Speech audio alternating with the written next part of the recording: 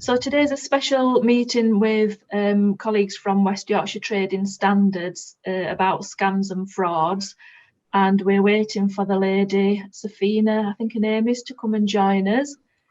But in the meantime, if we can just have the first slide, please, Sarah. Thank you, and welcome everyone. Thank you for joining. So as I've just mentioned, this is a special meeting around scams and fraud by West Yorkshire Trading Standards.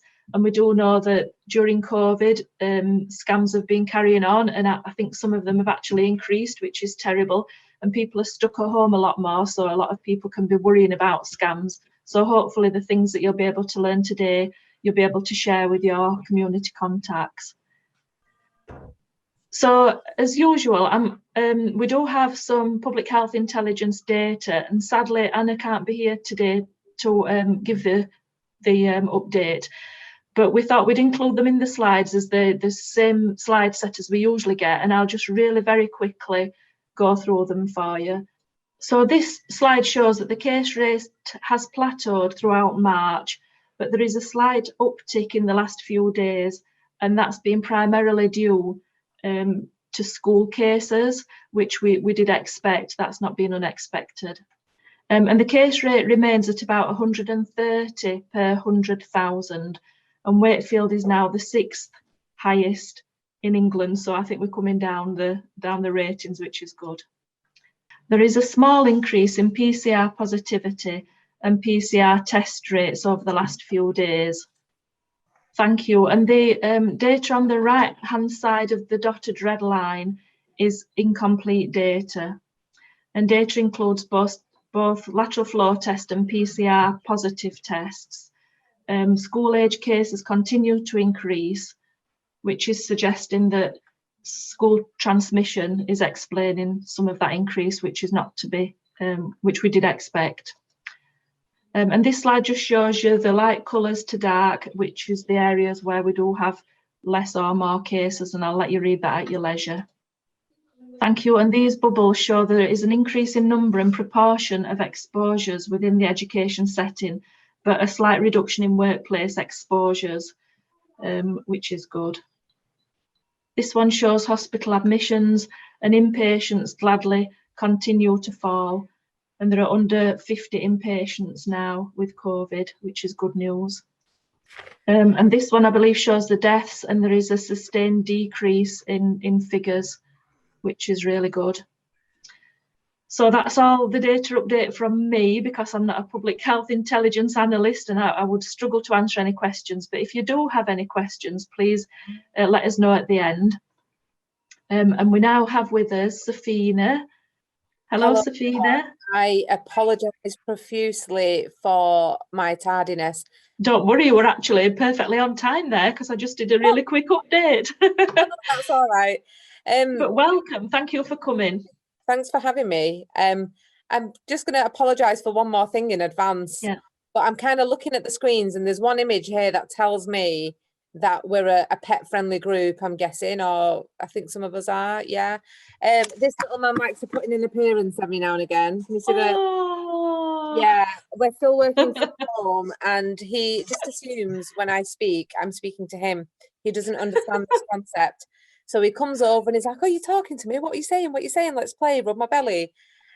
So every now and again you might see me sort of doing this, and it's yeah, just trying to keep my child in order. Go to sleep. That's it. Goodbye. Yeah. And just to let you know, Safine, the meeting is being recorded as well, so that if people want to watch back later, the ones that weren't able to join us can watch back at the leisure. That's absolutely fine.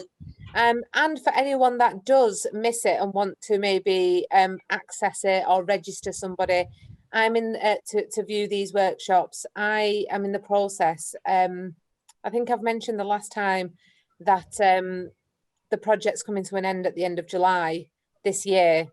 And I'm in the process of trying to set everything up so the scams and frauds and doorstep crime workshops are available for people to be able to register and then access like a pre-recorded version for like 24 hours at their own leisure. They can watch it, you know, whenever, so they're not restricted to sort of maybe attending sort of groups like this or anything. You can And it'd be really good as well, because people can register like parents and grandparents, so they can watch it as well, because nobody is safe at the moment from these scams that are circulating. There's just so many. There are.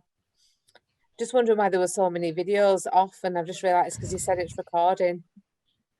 So we'll make a start then. So we're talking about scams and frauds today, and I'm going to share my screen, but I will keep disconnecting the share screen. It's just when I want to show you the odd graphic, because I think it takes away that sort of personal type of feeling, because I can't see you properly, and then you can only, I don't know if you can see me properly. And so scams and frauds, basically, I'm going to talk to you about various different types. So whether it's online, text, to your landline, all those types of things are going to be covered.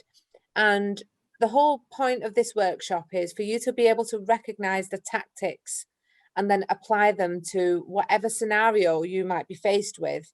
So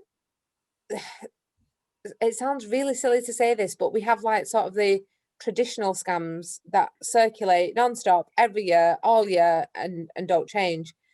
But the occasional tactic, the tactic is occasionally changed depending on what's trending at the time.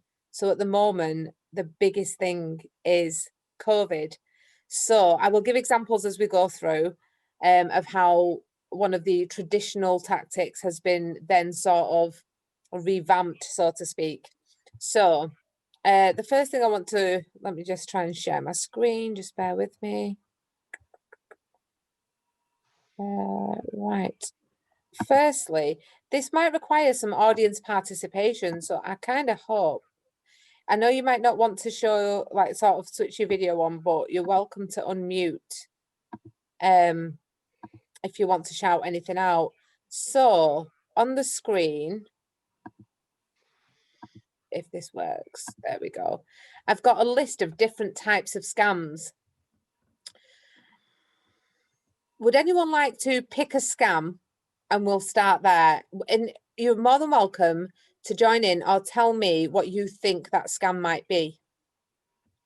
So I like to put a little bit of this on into the group as well, because everyone at some point in this group, and myself included, I've just had one of these scams this morning, well, attempted scams this morning, we'll all have been targeted. So would anyone like to pick a scam, and we can start there? I'll pick a scam, Safina. Thank you. Because I'm really intrigued as to what sextortion scams are. I've never ever heard of it, and I've not got a clue what that could possibly be. Okay, would anyone else in the group like to venture a guess? Because I'm sure some of you will have received this attempt. An email to say that they have compromising video of you, and to reset your passwords, because they already have your password, which they might already have. But if you want to reset your passwords, it's not a good idea to let them do it. Right. Perfect. Thank you very much, Bob, for that. So sextortion is we've just put two words together. It's extortion of a sexual nature. Example, about 6 years ago, I got an email in my main inbox saying, "You don't know me, but I know you." And that's how it starts. It's a little bit creepy.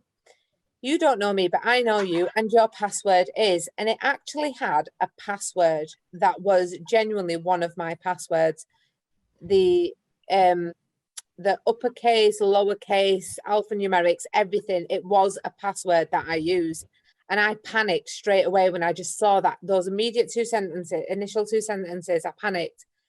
And then as it went down the email, it said, "I have accessed your webcam and I have recorded you whilst you have been frequenting or visiting," sometimes the language can vary, "adult websites, and I have filmed you enjoying yourself whilst watching these adult websites." Now, the first thing when I read that email, I'm not going to lie, I laughed. I laughed, and quite hard. I laughed really hard at that, because I thought, well, I don't have time for stuff like this. What's going on? And it also went on in the email to say, "We have also gained access to your social media and your contacts list, and unless you pay us 2,000 Bitcoin, we're going to release this footage of you. Okay.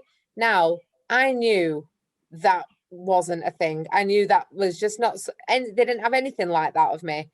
And I just deleted it, but I just couldn't get my head around how they had my password.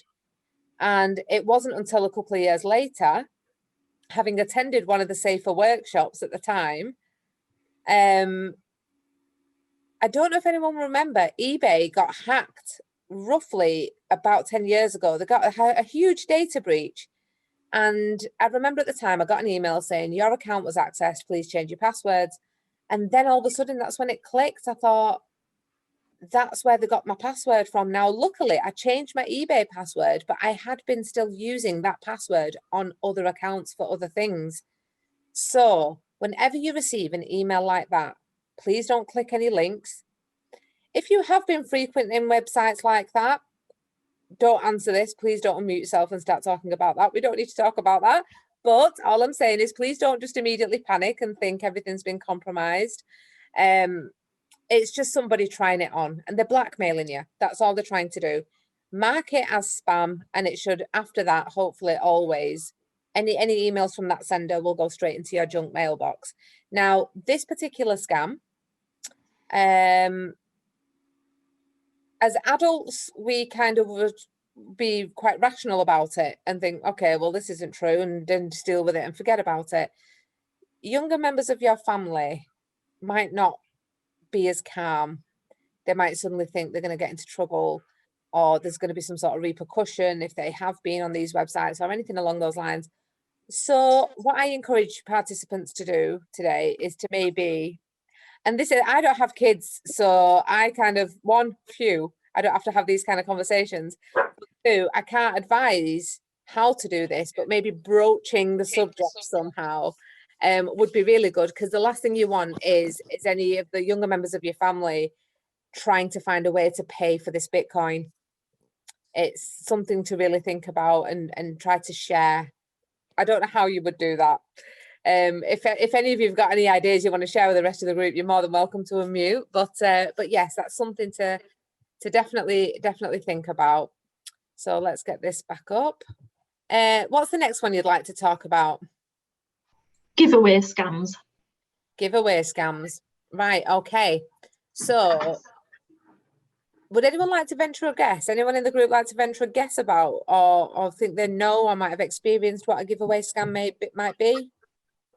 When we were living in Canada, there were a lot of these calls came through on your landline, and they always told you that you'd won a free flight with WestJet, but you need to pay a certain amount to validate your ticket, to share your passport details, etc., etc. We all knew they were an utter scam, but yeah. So firstly, with giveaway scams, you shouldn't really have to pay money to claim anything, should you? I mean, people have said, oh yeah, but you know, the lottery, it's like, you've just got to like show your ticket and prove who you are and stuff. And I said, yeah, but you've still got to be in it to win it. You still have got to have entered this lottery or a giveaway, so to speak. So whenever you get any correspondence like this, or whether it's over the phone or through the post saying you have won XYZ, you just need to pay a small administration fee for the prize money or the gift or product to be released, I would just pop that letter straight into your recycling bin. Honestly, that's what I would encourage you to do. At the moment, giveaway scams tend to happen more frequently on social media. You know, comment below if you want to win this pair, like this pair of £150 trainers. I mean, I saw a giveaway the other day, and the trainers were like £500. When did trainers start costing £500?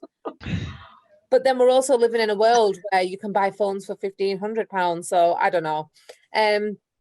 So yeah, and what a lot of these giveaway scams tend to do is the traditional scams attempts that come through the post will ask you for a small fee or for you to call a number, and you'll be on hold for ages and ages and ages, and it's quite likely to be a reverse call charge premium rate number.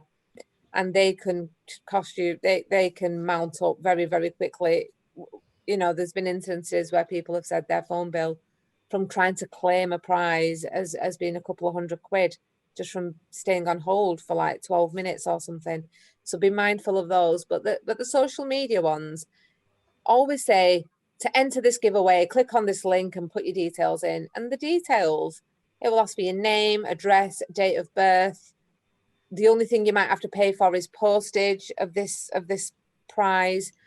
But what you're doing is giving away all of your personal information, and they can retarget you with other types of similar tactics. Now, I'm not saying all giveaway scams. I'm not saying all giveaways are scams.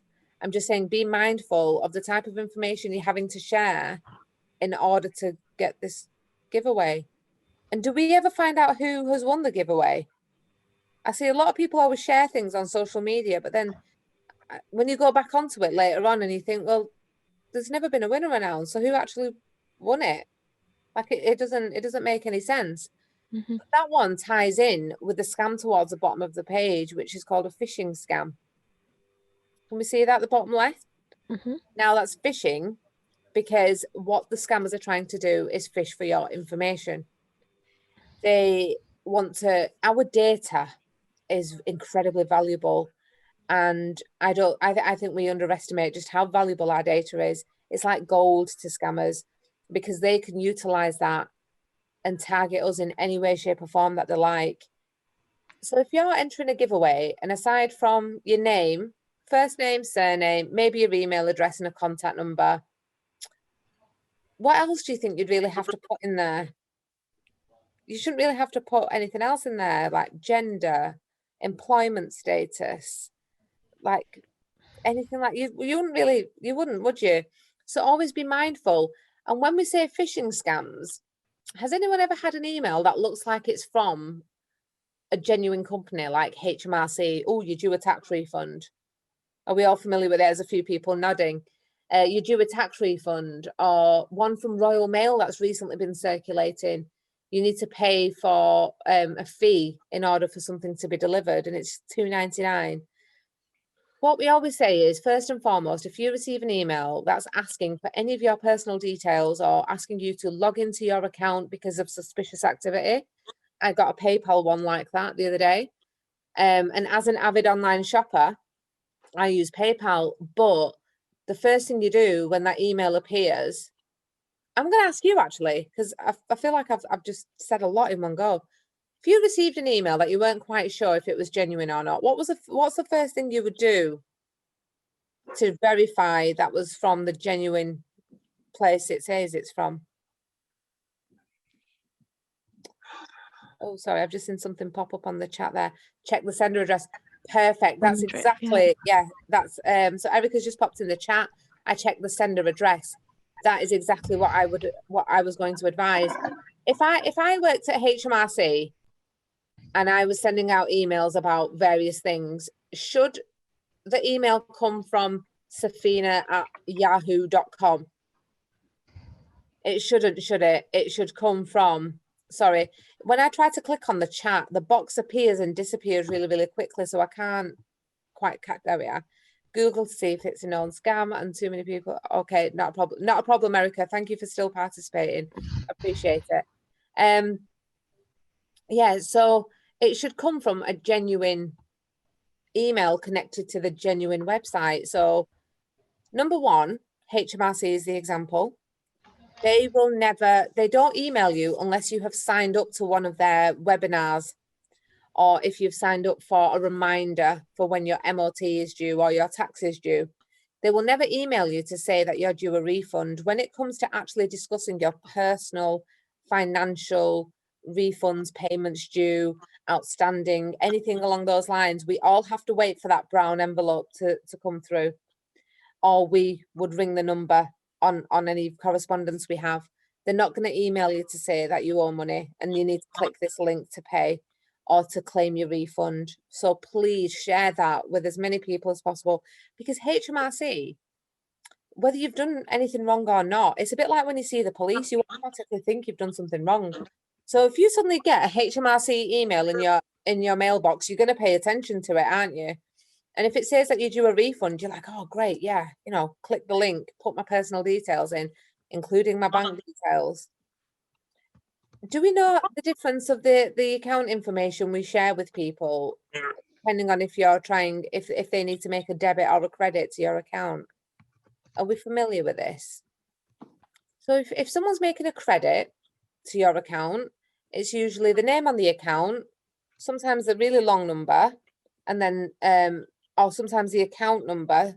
Different banks work in different ways, and the sort code. That's it. That's if you're making a credit. If I was calling up somebody to pay a bill over the phone, I would give them all the information I've just outlined, but also the 3 digits on the back.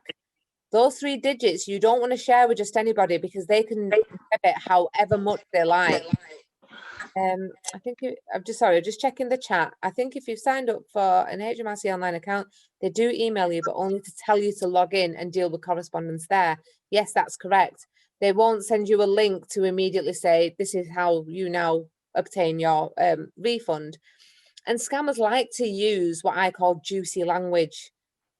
And it's emotive language. It's to get you to react there and then without really thinking about it. So either you have an outstanding tax bill and you will be prosecuted, or you're due a refund. Either way, it provokes a feeling for you to want to action that immediately without any further delay. And we'll come back to that. Yeah, we'll come back to that. But does anyone have any questions about phishing scams just before I explain about actioning them? Anybody? No. Yeah, it's Tracy. Are phishing scams always by email? Phishing scams can happen over the phone. They can happen by email. They can happen by text. Any form of communication, really. Even sometimes just knocking on your door, asking you a lot of information, claiming that they're just doing some market research. It can happen in lots and lots of different ways. It's just being mindful of who you're sharing it with and for what purpose. I would say phishing, it mainly happens by email, even pretending to be from like your phone company saying you've got an outstanding balance. So again, you know, like it claims to be from BT and it will have the logo in there and everything like that.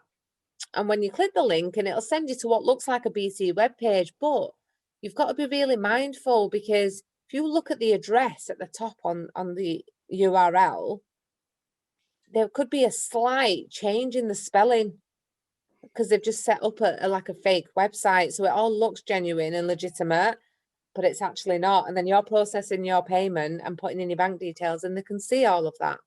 Sorry, there's something else just popped up on the chat. Yes, TV license. Oh, that's renowned. TV license actually have a whole separate section on their website dedicated to helping people spot scam emails and text messages. On their TV license one it's never gone away. It's always circulating. Is that one? What's the next one you'd like to talk about then? What is shoulder surfing? Shoulder surfing. Would you like to venture a guess at what shoulder surfing is? Someone watching over your shoulder while you're entering your login or whatever. Shoulder surfing is actually something that happens in person. So this is a tactic used at cash points. So if you're at a cash point, we all are very, very familiar with this. You give people space. When they're using the cash point, you stand further away and off to the side, or, you know, somewhere where you can be able to see what they're doing. Shoulder surfing is a tactic used by people who will try to look over your shoulder to see what your PIN is, and we're all familiar with covering our PIN. And sometimes they work in pairs.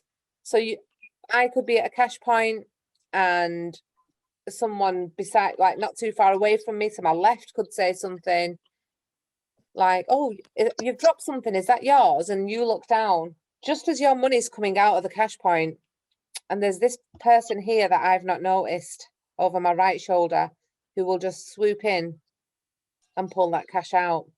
So there's different tactics depending on if they're trying to see what your PIN is to then be able to try and get your card, or if they're trying to pull the cash out once it's released from the machine.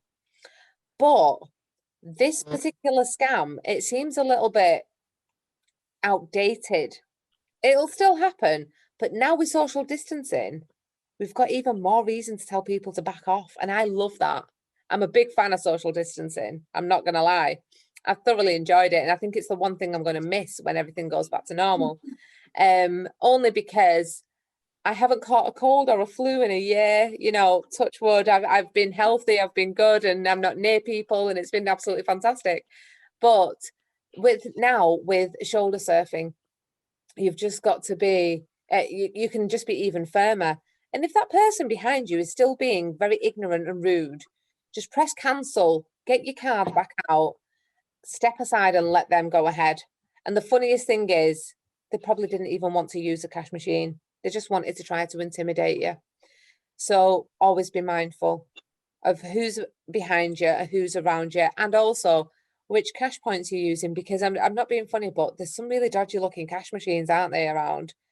And you don't know, like, well, let's not talk about the stuff on them, because you can tell they've just been there for a really long time. But also, scammers have been known to put fake fronts onto cash machines. So it's sort of like a fake slot that your card goes into. Sometimes they have little cameras on the inside, so they can actually read your card as it goes in and out, but they can also read your PIN at the same time, so they can clone your card and then go shopping. And an example that happened to my mum, she'd used a cash point at her petrol station, withdrawn some cash, small amount of cash. By the time she got home, which was half a mile away, she got a text from her bank saying there was suspicious activity on her account. She, fortunately, having had several lectures from me over the years because of my job, she knew not to click the link or call the number in the text, just in case it happened to be a scam that I'm going to come to shortly. And then she rang her bank and they said, can you confirm if you're still in the country? And she said, yes, I am. They said, you're definitely not in China. She went, I'm definitely not in China. They went, okay, because your card has just been used to try to buy dinner for 20 people at a restaurant in China. She'd literally traveled half a mile from the petrol station home. It took her a few minutes, and that's how quickly her card had been cloned and the details sold online. And that is a true story. That is a true story. So please be careful. If you go up to a cash point that looks a little bit suspect, find another one. If it looks like it's got wobbly bits on it, let the shop know. If it's attached to a shop, like your Tesco or anything, just let the security guard know, and then just move on to a different cash point. I do advise that strongly. Next scam. What's the next scam you'd like to talk about? Money. What's the money mule? Money muling. Right. I think I actually have. Let me see. I think I have a graphic. Why is it? Oh, there we are. We did have a graphic that went with this, and it has been taken out. Could I just quickly nip back to the phishing scam? Because I've just realized there's actually an image here that I can show you as an example. Can you see these three emails just here on the screen? We've got the HMRC, yeah. We've got one from Talk and one from TV licensing. So if you follow my mouse, okay, so as you can see, it looks like a genuine logo here on the .gov. Yeah, annual tax refund, everything looks absolutely genuine. But this link here actually took you to a fake version of the website. And by submit your annual tax refund form, it didn't. It just then distracts you with, you actually are due. Look, if you look at the title, you may be able to get a tax refund or a rebate. And it just took you straight to putting in your bank details. The one here from Talk. So look at that, from Talk, and it's from your bill talktalk.sales.uk.fp7009 blah blah blah blah blah blah blah.com. Does that sound like a Talk email address? No, doesn't seem genuine. And that's what it does. It will take you to a website that isn't. And if you look here at the bottom, Link takes you to www.talksll.com. That's not the Talk website, is it? And the same with this TV licensing one. That's an example, again, just of how genuine they can actually look. But they're just phishing for your information and your bank details. So I don't have the money muling one. But the money muling scam is a slang term for money laundering. Are we all familiar with money laundering? Yeah, I think quite a few people are. Now, there was a time when money muling was targeted specifically towards younger people who were just approaching the age of getting their first job. So, you know, when you start getting your little national insurance card and your first bank account and you want to start earning a bit of money, and usually people were befriended on social media, and the opening line from scammers would be, do you fancy earning some free cash? Or something along those lines. Or, because these days social media users don't properly vet who is following them, they just want followers, they just want this number to be bigger and bigger, and this person might seem familiar to them because they've been following them on social media, and they might just say, look, can you do me a favor? I can't get into my bank account, but my friend's going to transfer you some cash, but as a thanks you can keep 50 quid and just transfer the other 450 over to my mate, and that's it. And to somebody, I don't know, imagine if you're like 14, 15 and you're just sort of thinking, oh, that's all right, 50 quid's like 500 quid, isn't it, to them? And they're like, oh yeah, that was easy, I'll do that, I'll transfer it, no worries. That's the first step into money laundering, because that's actually criminal activity, and it's money that's being moved around, that's been obtained through criminal activities, scams, all the types of scams we've been talking about today. Eventually, over time, as the trust builds between the scammer and the person that they're targeting, who isn't going to know this person's a scammer, they just think it's someone they're helping out, the amount increases and increases and increases.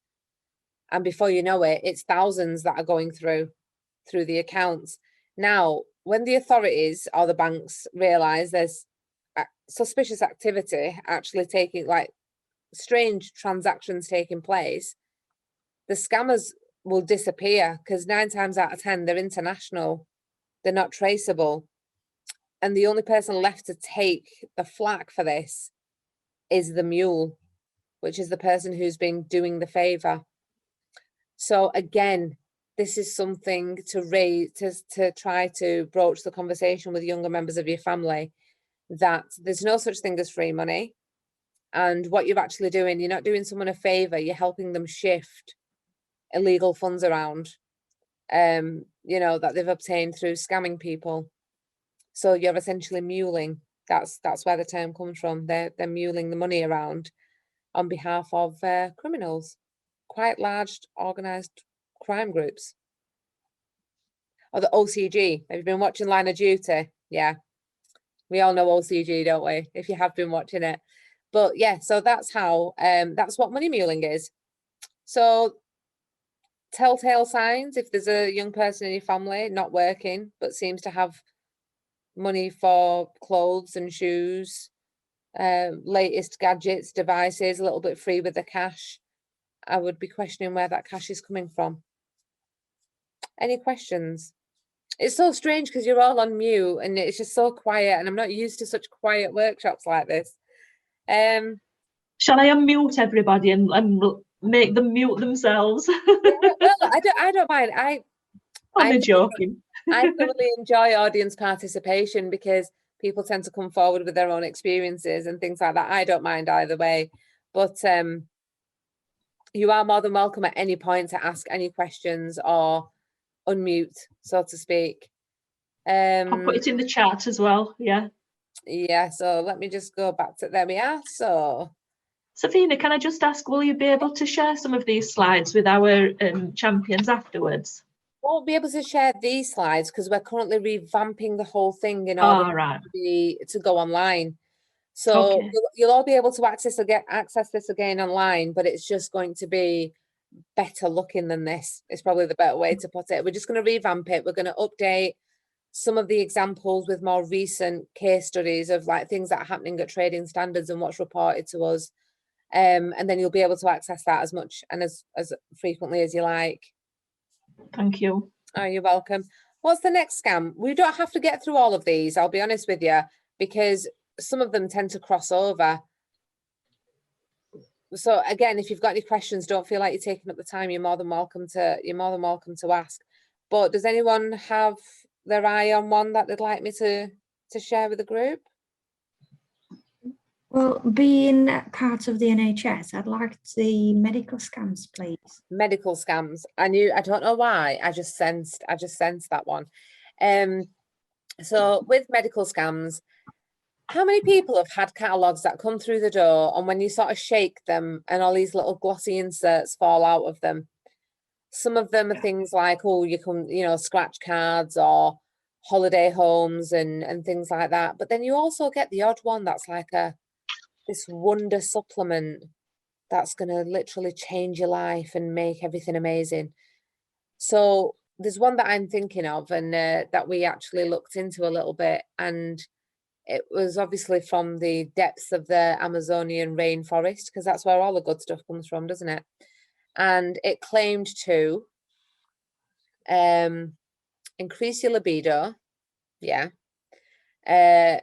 prevent osteoporosis, prevent Alzheimer's, lubricated your joints, got rid of cured your arthritis, made your hair grow, smoothed out your skin because it was collagen boosting.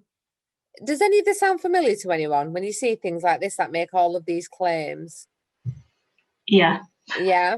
And this is what we mean by the medical scams. And what it was is they target age groups because they can buy data which will target specific age groups. Sorry, I've just been distracted by the chat up the top. Oh, I've just seen that. Right, we'll do the spoofing, and we'll come to that one. The push payment scams. This might be what you think is going to fall into that one, Tim. Sorry, yeah. So you've got these amazing medical sort of supplements that claim to do things that we don't have cures for. Even the list on there even said prevents cancer.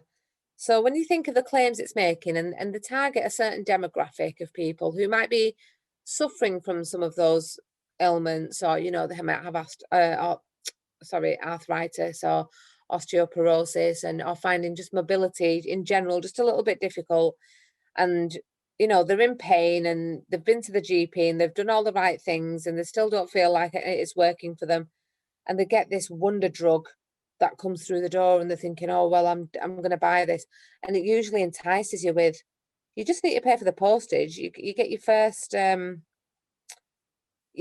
batch for free. But what you don't realize is that when you're putting your bank details in for the postage to be debited, you're also signing up to a subscription. So the first one might be free, and then 30 days later, you're being debited something like £60 for a bottle of these so-called wonderful, life-changing supplements.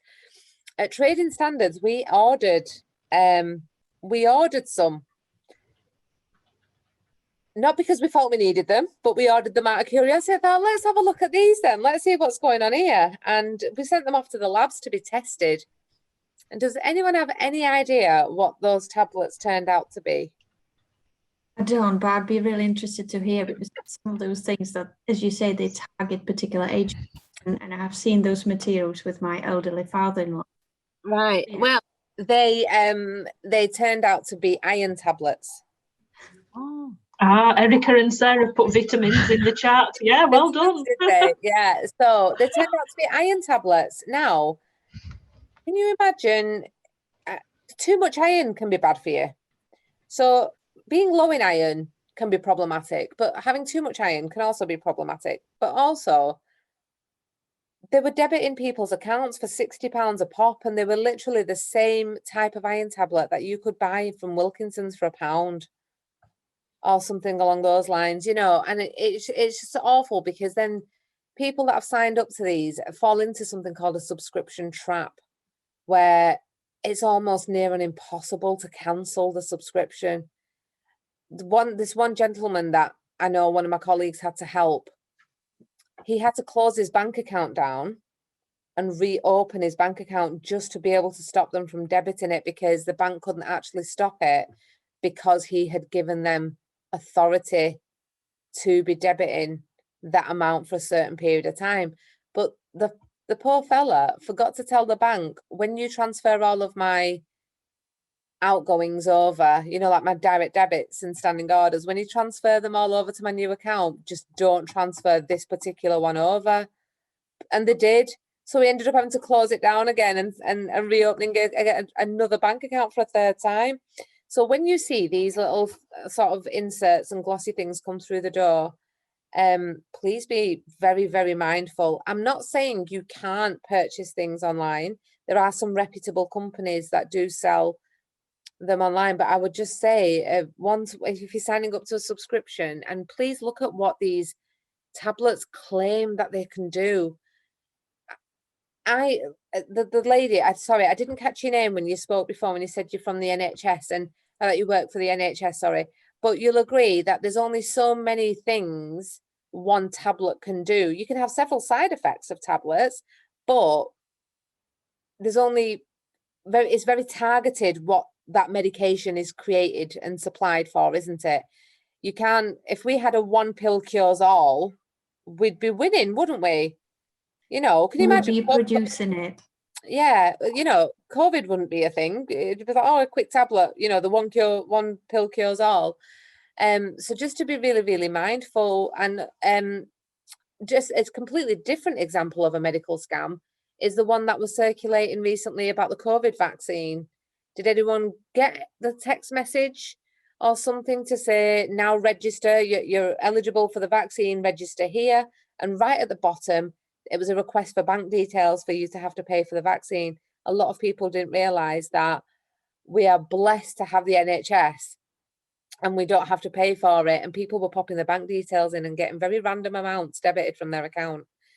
So it's things like that as well. Anything that suddenly, initially, do you know that when lockdown first kicked in last year in March, just crazy to think it's been a year, there were people going door to door claiming we can get you on the priority register for when a vaccine is released. You just need to pay a small fee. Things like that were happening right at the start in March last year. Things like someone knocking on the door saying you can pay a fee and we can swab you now to see if you've got COVID. Medical scams, again, in all shapes and forms, can happen in different types of ways. And I just sort of think, unless the NHS tell me, I'm not doing it. That's my motto. My mum or the NHS, they're the only two people I will take any health advice. My mum, you know, she knows everything. But yeah, please be mindful. If you've got family members that receive like little catalogues and things like that through the door, again, strike up that conversation about what's in there and what is piquing their interest.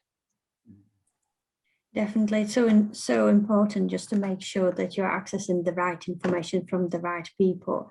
Completely. And one of the things that scams, talking personally, one of the things they seem to do is provoke that fear or hope, and then you react on it. And certainly within the vaccination work, we absolutely are free of charge. Yes. If it is any offer of any financial exchange, is not the right vaccine, and it's, please don't use it. Perfect. Thank you so much for sharing that, and I really appreciate it. And we can't hone this message in enough. With every workshop over the last 12 months, we have been saying exactly that. We are very, very blessed to have the NHS, and we don't have to pay for things like the vaccine, or to go to A&E or anything along those lines, or to be put on a priority register. You're automatically, like, for example, we've had so our society was sort of put into sort of categories of like high risk, but we acted upon that by shielding and being mindful of that, and also those individuals were the first in line to get the vaccine. You didn't have to sign up to a priority register for it. That our NHS just did that from the information they have about us, and which is great. So please don't share your bank details or anything for any wonder drug like that.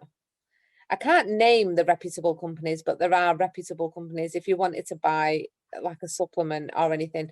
But again, you should only be purchasing those if your GP has agreed that it's okay for you to do so. I just feel like I have to throw that out there as well. What's the next scam we'd like to talk about? I was going to ask about Oh, sorry, Tracy. I missed some of it because I was driving, so I had to transfer over. Did you talk about the stuff that's going around? Is kind of rife around the national insurance calls. The national insurance calls, right? We'll talk about scam calls then, because I actually remembered somebody mentioned earlier in the chat they wanted spoofing. So we'll talk about this, and then we'll talk about the spoofing scams. Scam calls. Oh, it's non-stop. I had 3 last week telling me that my national insurance number had been compromised. Okay, so number 1, your national insurance hasn't been compromised. They're not going to phone you and tell you that. I mean, I know that's quite a blunt way and very straight to the point way of saying it, but I can't emphasize it enough. Please don't, if you hear, because they're like robocalls, aren't they? You know, where it's like a pre-recorded person with a very sort of threatening tone, scary tone, telling you that there's been this great big problem with your national insurance. Number 1, ignore, block the number, report it as spam. Okay. 2, if you get a call saying, hi, we're from Amazon, it's about your Amazon account, there's a problem with it. That's another one that's been rife at the moment. No. If there's a problem with your Amazon account, in the however many years have had Amazon Prime, I've never spoken to a human. Never. And sometimes I like that, but I've never spoken to a human. I order something, it arrives. If I don't want it anymore, I click the return button and take it to a post office. And that's literally as far as it goes. The other ones are, hi, we're from your bank. There's been a problem with your bank account. No, your bank will only call you if you have a prearranged appointment. And this is only something I've learned over COVID, because one of my friends works for a bank. He said, we only ring customers who have a business account or that we manage their account with them. So we have a sort of phone relationship, if that makes sense. But a lot of people have struggled with online banking. So they've actually now created appointments to have video chats with customers to help them with their accounts, but that also helps them to verify who that person is on the other end for the safety of the consumer, not so much the person working at the bank, because they're genuine. But if you receive a phone call saying, problem with your bank account, we need to give me your bank details, we need to verify something, hang up. And take 5. Now, this is a national campaign. Take 5, tell 2. Take 5 minutes, tell 2 people if you can, whether it's a neighbour, whether it's, do you know what? It sounds silly. Even if you sit and if you've got a pet and you tell your pet what's happened, and you're going to laugh at me, just hear me out before you judge me, hear me out. As you talk to out loud and say out loud what you have just experienced on that phone, you will automatically, the adrenaline will stop. You will calm down and you will realize that was actually a scam call. We always say, go put the kettle on, sit down, you know, drink your tea, your coffee, ring a family member, speak to a neighbor. Emotive language. We've said this throughout all this workshop today. We've said this throughout. Emotive language that will try to provoke an immediate reaction, an almost irrational reaction from you. And you do things without thinking. So that's one thing that we always say. And you know what? You can apply it to so many different things in life, because like I say, let's just say you got this phone call and it says your bank account's been compromised, but you hang up that call. You go make yourself a cup of tea and you sit down, because what's happened to your bank account isn't going to change in those 5 minutes. Whatever's happened, and I'm using air quotes here, whatever's happened has happened. It's not going to change anything, is it? And once you've calmed yourself down and that adrenaline subsides, you go get your bank card and or your bank statement, and you ring the number that's on there, not the number that the person's left you, that just rang you. And also, the reason we say take 5 is to ensure the call has been disconnected by the caller, because they can stay on the line for at least up to a minute. So if you hang up and then suddenly pick the receiver back up and they're still on the phone, it's going to feel very intimidating. It's going to panic you even more. And this has been known to happen when scammers have disguised themselves as calling from the phone company and ringing older members of our society who they know rely on their landline and saying, you've got an outstanding bill, and unless you pay, we're going to disconnect you. The lady that I think of when I explained this scam, she hung up, she picked her receiver back up, and the person was still on the line, and they said, you can hang up, but this is our phone line and you've not paid to use it. You've got an outstanding debt. And she paid the £80 over the phone. So you hang up, you take 5, you go away, go get some fresh air, come back, sit down, talk to someone about it, and then take action. Ring your bank just to double check. Look, I've had this phone call. They said there was a problem with my account. Does anyone have any questions about that? I haven't got any questions about that, Safina, but you did say to report scams. I presume you're going to tell us where to report them. After this, yeah, I will be sending you an email. Or sorry, I'll be sending Sarah an email. Sarah's email that I've got, and it's going to have a whole host of links on there, because I'm very aware in these workshops. I talk and I talk and talk and talk and talk, and I give you lots of information. But I like to follow it up with an email that's going to have links to various websites where you will be able to refresh your memory, know where to report all of these scams to, and also you can forward that on to anyone who you think would benefit, so you can share this information with them. Because I give out so much, and I could literally spend the rest of the afternoon today talking to you about scams. I could sit here all day long, trust me. And it's a lot to take in. So if I suddenly started saying, jot this number down, jot that number down, no, I just want you to be able to sit and sort of just absorb what I'm saying. You don't even need to make notes of any of these scams, because you're going to be able to reread all about them when this email comes through to you later on today. Could I just quickly cover spoofing scams, because I'm aware the time is going on a little bit as well, because it was requested in the chat earlier. So spoofing scams. Ever had a text message saying, yeah, there's been suspicious activity on your account, again from your bank, or there has been a problem with your latest transaction, please ring this number or click this link to log into your banking and check? Now, because I can't see everybody here, so if you're nodding your head, I do apologize, but as a smartphone user, whenever I communicate with anyone via text message, the history of my conversation with that person is visible. I can keep scrolling and see, and go as far back as possible to see this conversation. Now, I get daily text alerts from my bank, just to let me know, how much is in there, and a little list of all the debits that have gone out of my account in the last however many days.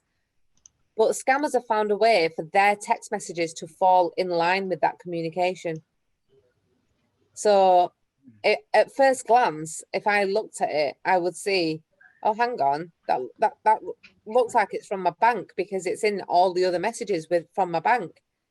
Again, trying to get you to react, and usually have emotive languages. So spoofing is just a term for disguising and making themselves look to be someone that they're not. How and when can we report these scams? That email's coming through. Frequent calls, surprisingly, from Microsoft saying your computer has a virus. Right. This is, do you know what? I kind of like describing that scam that you've just mentioned there about Microsoft. So, as we all know, we're all probably using Microsoft right now, aren't we? Yeah. Now, Microsoft create the software in order for our device to run. Our devices are created by several different companies. So I'm currently using a Dell ProBook. Some people use Acer, some people use Toshiba. And what I say to people is, for example, I've got a kettle that's been manufactured by Russell Hobbs. Yeah, we all familiar with Russell Hobbs? Yeah. How weird would it be for me to get a phone call from Russell Hobbs saying, hi, Safina, we think it's time you descaled your kettle a little bit. I know that sounds like such a silly analogy, but that's just how silly this scam is to me. How would they know? How would they know that my kettle needs descaling? Just like how would Microsoft know that my laptop's running a bit slow? Or how would my internet provider know? Like, why would they ring me to say, we need to get on your laptop to fix your internet problem, when it's actually the internet problem, which I'm doing this because I'm pointing at my router, which is over there.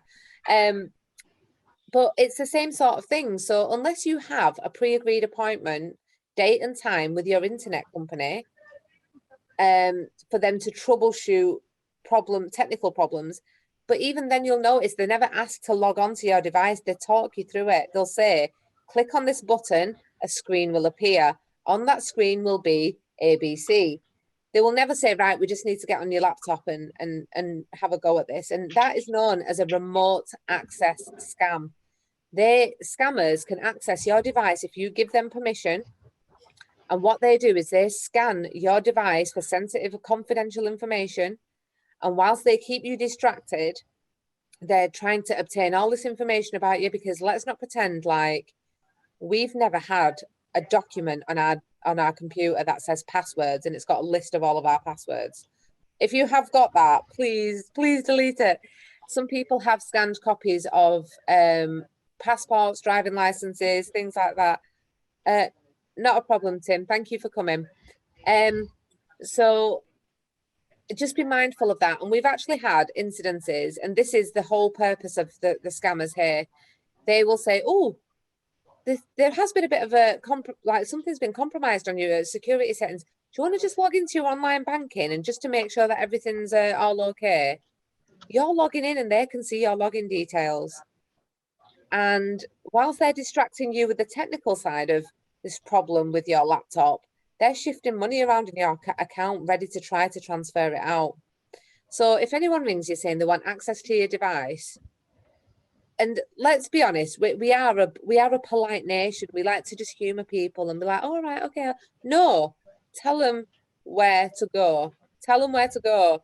Hang up, block the number. Honestly, advise it. I advise that strongly. So just remember, when you get Microsoft calling you saying there's a problem with your laptop, just remember about my kettle that needs descaling. That's just, you just need to think of that. I think, yeah, they're not going to know that. So yeah, that's the Microsoft scam. Any more before I leave you all in peace and give your ears a rest, because I realise I have been talking for an hour straight at everybody. Do you want me to quickly cover employment scams? Yes, please. Yes, employment scams. So what we always say to people is, should you have to pay to get a job? No, there's a few head shakes there. Now, we see a lot of, I've got the perfect job. All you need to do is pay a certain amount of money so we can do your reference checks, your credit checks, to buy your uniform for you, things like that. No, the employer pays for those to check your history, your background, your references, and even your uniform. It's not unusual for you to have to pay a deposit on your uniform in case you don't return it at the end of your employment. Have another meeting, thank you. Oh, you're welcome, Nicola. Thank you for coming. So with the employment scams, we always say is you should never have to pay to get a job, basically. And the very last one I'm going to talk about is investment scams. If you receive phone calls telling you about these wonderful wines in Italy or these wonderful diamonds from wherever, this fine art available as part of a secret society in London, again, please just hang up. They purposefully target affluent postcodes and retired individuals who might have a little bit of disposable cash to invest. If you want to invest, there'll be ways for you to find something to invest in. Please be cautious when dealing with just cold callers over the phone. I can't stress that enough. I'm not saying be scared to answer your phone ever again. I don't want you all going away going, oh my God, the phone's ringing and it's a scam. I don't want you to feel that way. But email. Oh, you're welcome, Pam. Thank you for coming. Yeah, so just be mindful each and every time someone's asking for personal information or account details, question it. Take 5. I would say take 5. Any questions? Anybody? Are you all glad I'm going to stop talking now? Leave you all in peace? Not at all. That's been really informative. Thank you. And I love your take 5 and tell too. Yeah, and you know, Yeah. I felt really bad last week. Not last week, sorry. It was just before I went on annual leave, and this lady said to me, she went, I only know one other person, and that's my daughter. And I felt really bad then. And I said, well, Tell her twice. I did say tell her twice. I just said, well, at least tell one other person. And you know, it's as long as you speak to somebody, even if you just say it out loud in the air, as you're processing it, once the adrenaline subsides, you start behaving and thinking rationally again. That's all we need you to start doing. And what was really strange was about a month ago, a lady attended one of the workshops who'd previously attended like 18 months ago. And she said to me, I've never forgotten take 5. I apply that to all aspects of my life. And I said, oh, what do you mean? And she said, because like you said, whatever's happened has happened. And only bad things can come from behaving irrationally. And I said to her, I'm really intrigued. Give me an example. It's quite a somber example, but she said she got a phone call from a brother-in-law to say her sister had passed away. So what she did is she said, right, okay, we'll be there shortly. She goes, I put the phone down. I went and made a brew for me and my husband. We sat down, we had a brew. Once we'd calmed down, we got in the car and we went to see my brother-in-law. Now, that absolutely blew my mind because she had applied take 5 to a very, very difficult situation that had occurred. Because she said to me, she said, had I just got in the car, adrenaline going, upset, crying, I could have hurt somebody else. I could have hurt myself. I could have hurt my husband. So I now apply take 5 to I'm stuck in gridlock traffic. It's out of my control. I can't change it. I'm already late.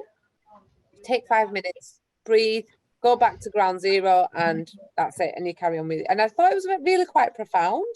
Really good. It really, really was. But anyway, I've waffled on. I'm just talking nonsense now. Does anybody have any questions? No questions here. Has it? Well, as some people have said, they found it really informative, and I'm really, really glad. And there will be an email coming to you. But thank you all for coming. And again, apologies for the late start. Really nice presentation. Thank you. Oh, you're very welcome. I'll leave you all alone now. Well, thank you very much, everybody. You're welcome, Denise. You just said thank you at the bottom. Oh, you're very welcome, everybody. Take care. Thank you. Thank you Thanks, very much. Sabrina. Nice to meet you. Thank you very much. And thank you to Sarah for organising. I am conscious that we're way over time, but we have just got one last slide to show you, and that's just from the NHS, and it's Darsha's slide, getting the jab done. So I don't know if you want to just quickly talk to this, Darsha. Yeah, thank you. It's just to say how many people have been vaccinated. So as you can see that in Wakefield district, we've done over 175,000 people who have had the opportunity to take up the vaccine.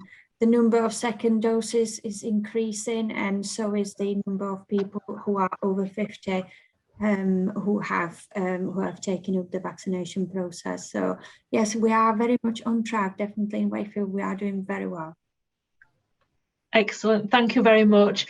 Thank you everyone for joining us. As usual, if you have any questions or comments, you can email them to us at ccc@wakefield.gov.uk.